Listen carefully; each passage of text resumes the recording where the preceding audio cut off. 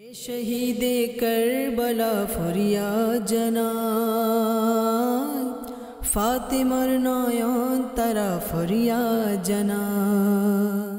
আলহামদুলিল্লাহি রাব্বিল আলামিন, আসসালাতু ওয়াসসালামু আলা সাইয়্যিদিল মুরসালিন, আম্মা বা'দ, ফাআউযু বিল্লাহি মিনাশ শাইতানির রাজীম।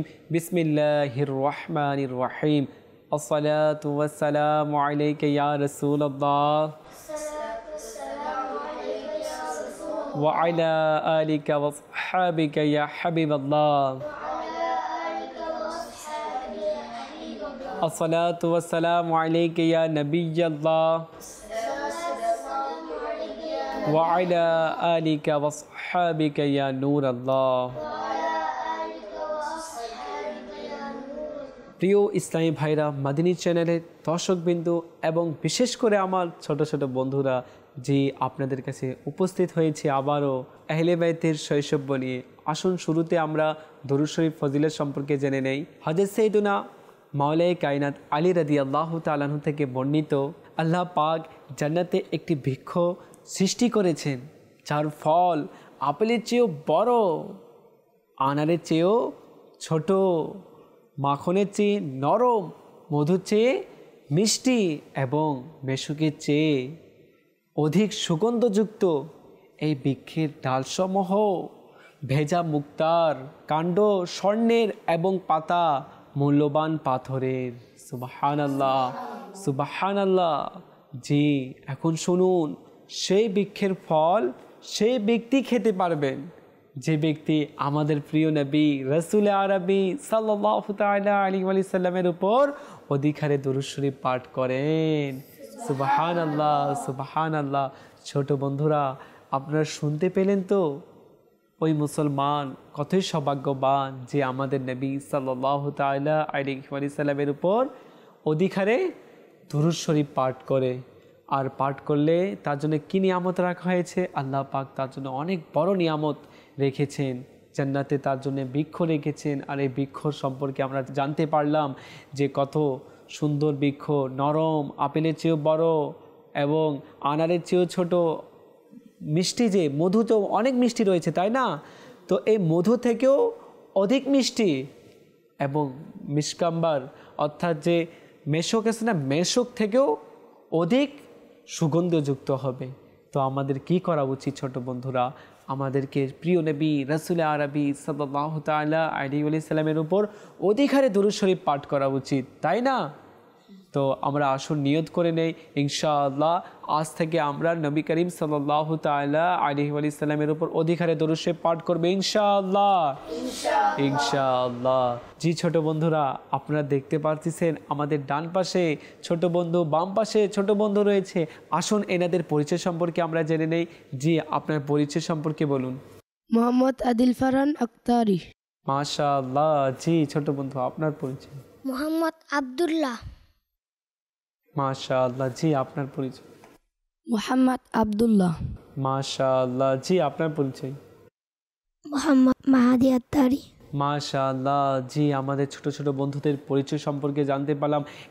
এনাদের নামও খুবই সুন্দর রয়েছে। জি ছোট বন্ধুরা, আসুন আমরা আমাদের সেগমেন্টে যাব, কিন্তু যাওয়ার আগে প্রতিদিনের নেই আমরা কি করব আজ বলুন তো? আজ আমরা কোরআনে পাকের তেলাওয়াতের মাধ্যমে শুরু করব। জি, আমাদের আব্দুল্লাহ ভাই রয়েছে, ইনি আমাদেরকে কোরআনে কারীম পাঠ করে শোনাবে আর আমরা মনোযোগ সহকারে কোরআনে কারীমে তেলাওয়াত শুনবো। জি আব্দুল্লাহ ভাই।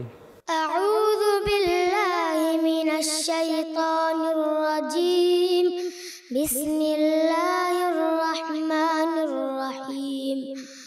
আম্মা ইয়াতাসাআলুন আনিন নাবাইল আযীম আল্লাযী হুম ফীহি মুখতালিফুন। কাল্লা সায়া'লামুন সুম্মা কাল্লা সায়া'লামুন।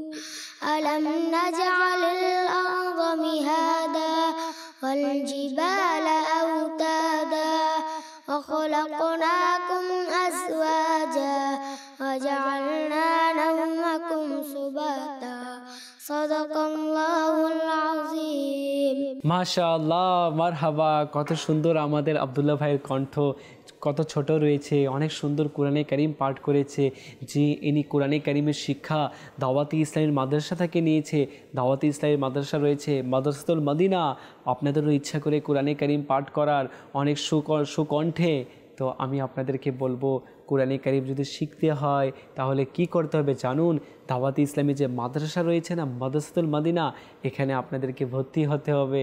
আর এখানে কোরআনে কারিম শিখাবে আপনাকে, আমাদের আখলাক সম্পর্কে, চরিত্র সম্পর্কে সে শিখাবে। তো আমি বলবো আপনারা আপনাদের আম্মুকে বলুন দাওয়াতি ইসলামী মাদ্রাসায় ভর্তি করে দিতে। কত সুন্দর লাগলো না আমাদের আব্দুল্লাহ ভাইয়ের কণ্ঠ? জি, এটাই দাওয়াতি ইসলামী। জি ছোট বন্ধুরা, আপনারা তো প্রতিদিন আমাদের পর্বগুলো দেখতেছেন, তাই না? আপনারা তো জানেন আমাদের সেগমেন্টগুলো কি রয়েছে। তো আসুন আমি আরেকবার বলে দিই আপনাদেরকে সেগমেন্ট। প্রথম নাম্বার সেগমেন্ট কি? একটি ঘটনা। দ্বিতীয় নাম্বার সেগমেন্ট একটি হাদিস। তৃতীয় নাম্বার সেগমেন্ট একটি আয়াতে কারিমা। চতুর্থ নাম্বার সেগমেন্ট নাম হচ্ছে আজকের প্রশ্ন। যে ইনশাআল্লাহ আজ যে মনোমুগ্ধ প্রশ্ন রয়েছে না, ইনশাআল্লাহ আজ আমরা এখান থেকে শিখবো অনেক কিছু। আসুন আমরা আমাদের প্রথম নাম্বার সেগমেন্টে চলে যাই। আমাদের সেগমেন্ট আজকের ঘটনা। যে শুনুন, একবার ইসাম বিন মুস্তালিক নামক এক ব্যক্তি হযরত সাইয়্যিদুনা আলী রাদিয়াল্লাহু তাআলা আনহু এনার সাথে বিদ্বেষ পোষণ করলেন। আল্লাহু আকবার! সে কত বড় হতভাগা সে ব্যক্তি। ইমাম হুসাইন রাদিয়াল্লাহু তাআলা আনহু এনার সামনে হযরত আলী রাদিয়াল্লাহু তাআলা আনহু এবং ইমাম হুসাইন রাদিয়াল্লাহু তাআলা আনহুকে গালি দিলেন। আল্লাহু আকবার! আল্লাহর পানা! সে ব্যক্তি কত বড় হতভাগা, সে ইমাম হুসাইন এবং আলী রাদিয়াল্লাহু তাআলা আনহুকে গালমন্দ করলেন। কিন্তু শুনুন আপনারা, ইমাম হুসাইন রাদিয়াল্লাহু তাআলা আনহু এর প্রতিবাদ করলেন না, এর সাথে ঝগড়া করলেন না, একে সুন্দরভাবে উত্তর দিলেন। তিনি রাদিয়াল্লাহু তাআলা আনহু কোরআনে কারীমের আয়াত পাঠ করলেন। আউযু বিল্লাহি মিনাশ শাইতানির রাজিম, বিসমিল্লাহির রহমানির রহিম পাঠ করতে করতে তিনি 9 পারা সূরা আরাফ আয়াত নাম্বার 199 থেকে 201 পর্যন্ত তিনি পাঠ করলেন, যার কানজুল ঈমান থেকে অনুবাদ: হে মাহবুব, ক্ষমা পরায়ণতা অবলম্বন করুন, সৎকর্মের নির্দেশ দিন, আর মূর্খদের দিক থেকে মুখ ফিরিয়ে নিন। এবং হে শ্রোতা, যদি শয়তান তোমাকে কুমন্ত্রণা দেয় তবে আল্লাহর আশ্রয় চাও। নিঃসন্দেহে তিনি শ্রোতা গাতা, নিশ্চয় ওইসব লোক যারা তাকওয়ার অধিকারী হয়। যখনই তোমাদেরকে কোনো শয়তানি খেয়ালের ছোঁয়া স্পর্শ করে তখন তারা সাবধান হয়ে যায়, তৎক্ষণাৎ তো তাদের চোখ খুলে যায়। অতঃপর তিনি রাদিয়াল্লাহু তাআলা আনহু বললেন, নিজের ওপর বোঝা হালকা রাখো এবং আমি আল্লাহর নিকট তোমার জন্য এবং আমার জন্য মাগফিরাতের প্রার্থনা করছি। সুবহানাল্লাহ, সুবহানাল্লাহ। তাছাড়া তিনি রাদিয়াল্লাহু তাআলা আনহু তার সাথে এমনভাবে ক্ষমাসুলভ, নম্রতা, অপ্রফুল্লতা চিত্রে আচরণ করলেন, সুবহানাল্লাহ, যে বিদ্বেষ ও শত্রুতা একেবারে ভালোবাসায় পরিবর্তন হয়ে গেল। সুবহানাল্লাহ, সুবহানাল্লাহ। এবং সে এরূপ বলতে বাধ্য হলো, সমগ্র দুনিয়া হযরত সাইয়্যিদুনা ইমাম হুসাইন রাদিয়াল্লাহু তাআলা আনহু এবং তার পিতা হযরত সাইয়্যিদুনা আলী রাদিয়াল্লাহু তাআলা আনহু এর চেয়ে বেশি প্রিয় আমার নিকট আর কেউ নেই। সুবহানাল্লাহ, সুবহানাল্লাহ। ছোট বন্ধুরা, এটি একটি শিক্ষণীয় ঘটনা। এখান থেকে আমরা কি শিক্ষা অর্জন করতে পারলাম একটু চিন্তা করে দেখি আমরা। হযরত ইমাম হুসাইন রাদিয়াল্লাহু তাআলা আনহু এনাকে গালি দিলেন এবং এনার সামনে এনার বাবাকেও গালমন্দ করলেন, তাই না? কিন্তু তিনি রাদিয়াল্লাহু তাআলা আনহু এর প্রতিবাদ করলেন না, ঝগড়া করলেন না। কিন্তু আজ আমাদের সমাজে দেখা যায়, আজ আরেকজনকে যখন গালি দেয় সেও এর প্রতিবাদ করে, ঝগড়া করে তাকেও গালি দিয়ে থাকে। আজ স্কুল কলেজে বন্ধুর সাথে যখন ঝগড়া হয়, কেউ কাউকে গালি দিলে সেও তাকে গালি দেয়, এর প্রতিবাদ করে। কিন্তু কিতাবের মধ্যে এসেছে, কোনো মুসলমান ব্যক্তি যদি কোনো মুসলমান ভাইকে গালি দেয়, সে তাকে গালি দিল না, সে নিজের বাবাকে গালি দিল। আল্লাহু আকবার! একটু চিন্তা করে আমরা দেখি, আমাদেরকে চিন্তা করা উচিত, তাই না? আমি যে কোনো মুসলমানকে গালি দিচ্ছি, এটাকেই আমি তাকে গালি দিলাম না, হাদিসে এসেছে আমি নিজের বাবাকে গালি দিলাম। আল্লাহ আল্লাহ আল্লাহু আকবার। তো এখান থেকে শিক্ষা উচিত আমাদেরকে ইমাম হোসেন রাদিয়াল্লাহু তাআলা আনহু থেকে। কেউ যদি আমাদেরকে গালি দেয় তো আমরা তাকে গালি দিব না, এর প্রতিবাদ করব না, আমরা কি করব, তার জন্য ক্ষমার দোয়া করব, মাগফিরাতের দোয়া করব এবং তাকে বুঝাবো ভাই এমন করতে নয়।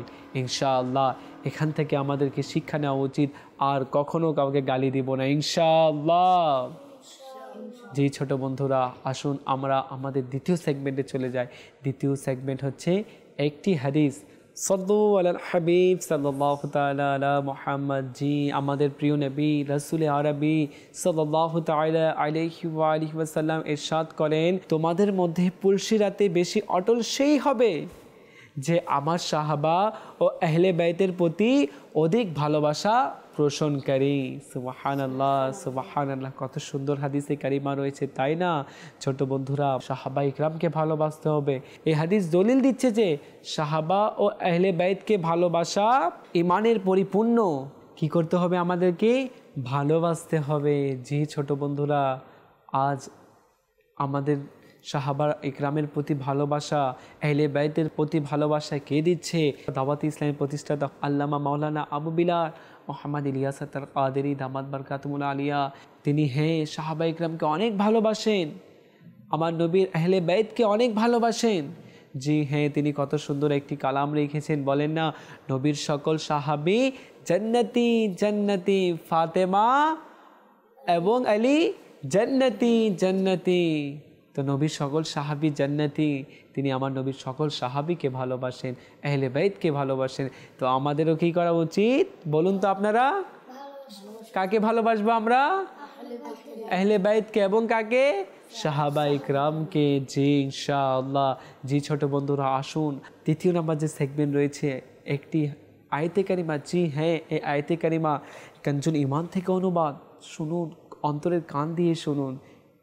আল্লাহ পাক কে ইরশাদ করেন? ধৈর্যশীলদেরকে তাদের প্রতিদান পরিপূর্ণভাবে দেওয়া হবে, অগণিতভাবে। সুবহানাল্লাহ সুবহানাল্লাহ।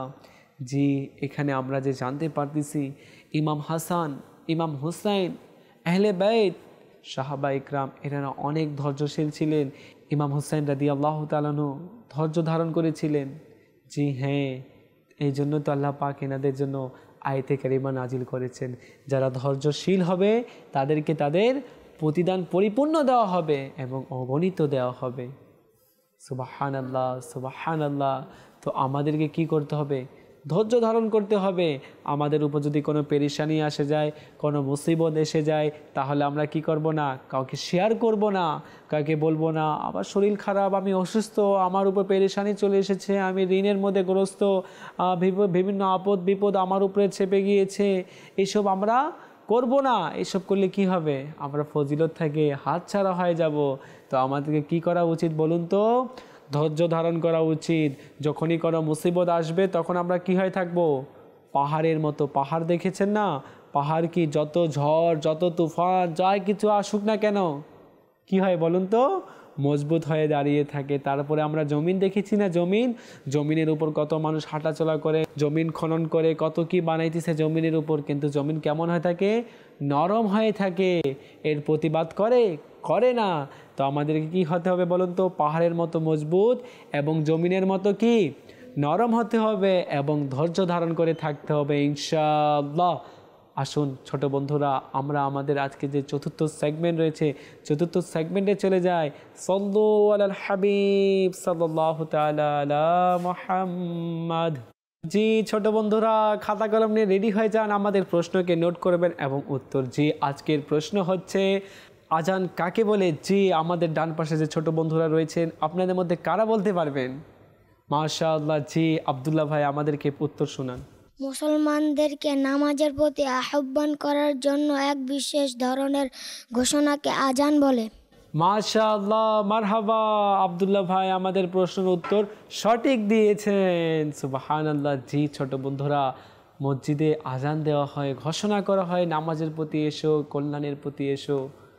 আজ আমাদেরকে মুয়াজ্জিন প্রতিদিন নামাজের দাওয়াত দিচ্ছে 5 টাইম, কিন্তু আজ আমরা মুয়াজ্জিনের ডাকে আমরা সাড়া দিচ্ছি না। হায় আফসোস। আজানের যদি ঘড়ি বাজে তাহলে কি বসে থাকা যায়? কি করে বসে থাকা যায়? সম্ভব না। তো আমাদের উচিত যখনই আজান দিবে তখনই আমরা কোথায় যাব বলুন তো? মসজিদে যাব নামাজ পড়তে। আর জানেন, নামাজ আমার নবীর চোখের শীতলতা রয়েছে। তো আমাদের উচিত নামাজ আদায় করা 5 টাইম। ইনশাআল্লাহ আমরা সবাই নামাজ পড়বো তো?